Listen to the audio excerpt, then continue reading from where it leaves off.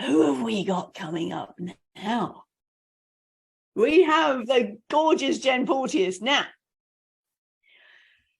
we in business, there's an aura around business, isn't there? That there is hustle and grind, and we've got to do things in a certain way, otherwise we don't get on, and it can be exhausting. And if that's not how you function, then it's doubly exhausting because you're not being who you are. I mean, Sarah's just said about being aligned in body, mind, and spirit. Well, Jen discovered that this was not how she was aligned, and it didn't work for her.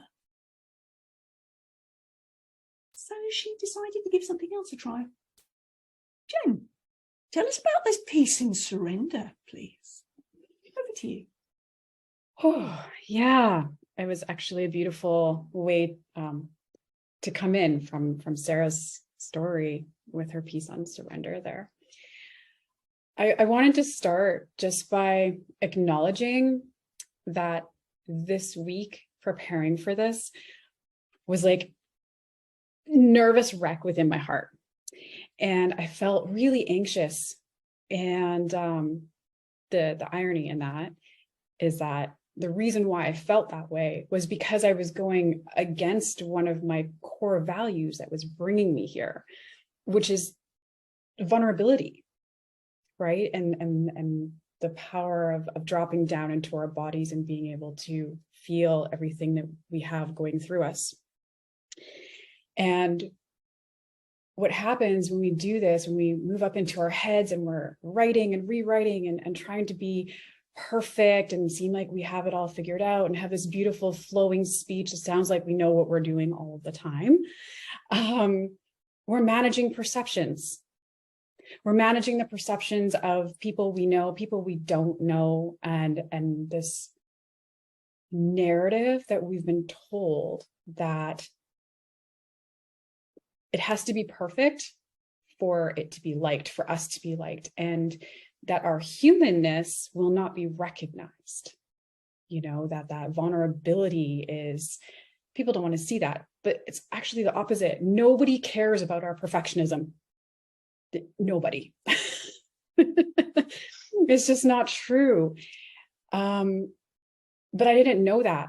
When I was 18, I started working in the financial services career field. And I did that for 18 years.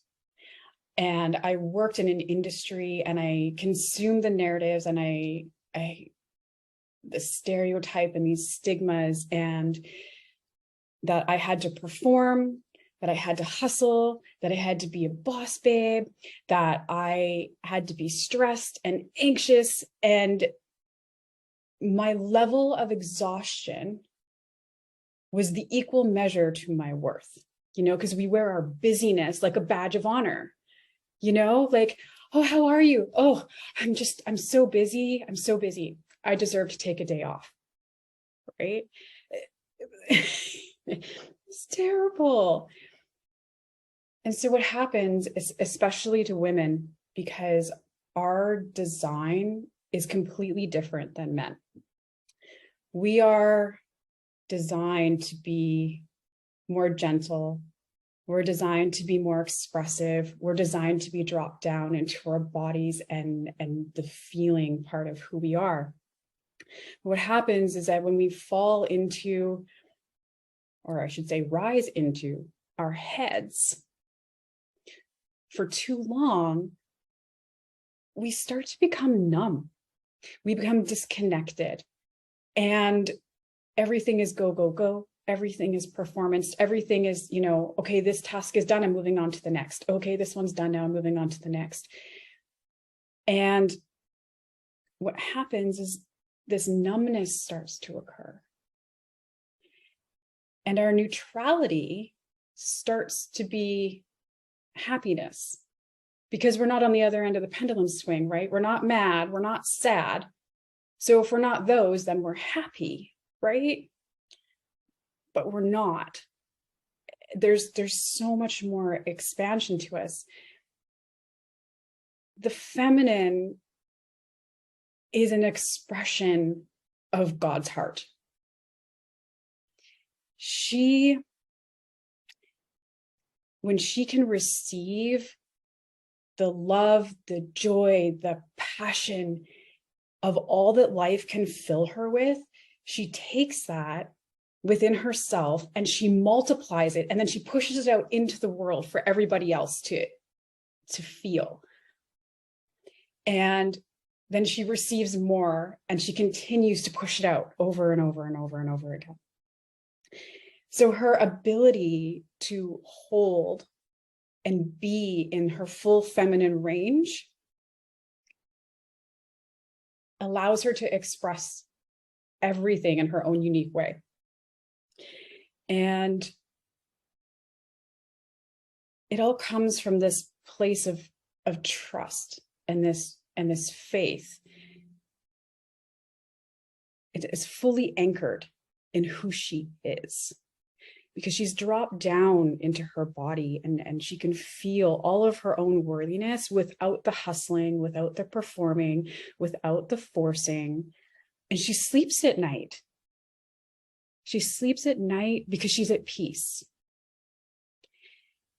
She's not seeking, she's not chasing. She's fully surrendered, all of her. And she's surrendered everything that she thought and was told that she needed to do and be in order to be enough, and in order to be worthy, and in order to be loved. She's surrendered all the narratives that just aren't true. And so when she can drop down and feel all of herself so anchored in that truth, no matter what it looks like, no matter if it's dense, hard, complicated emotions, or the other side where she's euphoric and childlike, or in her play, and just loving all that there is. She's so rooted in the truth of that. She's so rooted in her heart that she emanates the purity of love and the joy and the peace. And everyone around her knows it. Everyone around her can feel it, because the truth has a vibration like no other. It compares to nothing else. And everybody else knows it.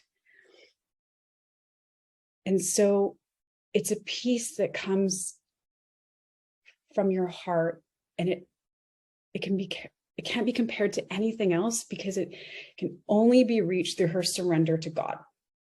Only. And so in this, I spend a lot of time working with women on dropping down from their head and all of these narratives, and down into the body, down into the descent, and being able to feel their range and the truth of who they are, so they can express their own unique feminine design to the world. Because we all have our own imprint to leave. We all have our own expression and impact to leave around everyone. And so I like to invite everybody always to just fill your hearts with surrender and be able to feel the peace in that. And if any of you need help with it, you can come find me and I'm happy to help you. But at the end of the day, if you can go to sleep at night and at least surrender all of those narratives, your sleep will be totally different than it was the night before, because you'll be anchored in your truth and you'll be anchored in that peace, and there's nothing else like it.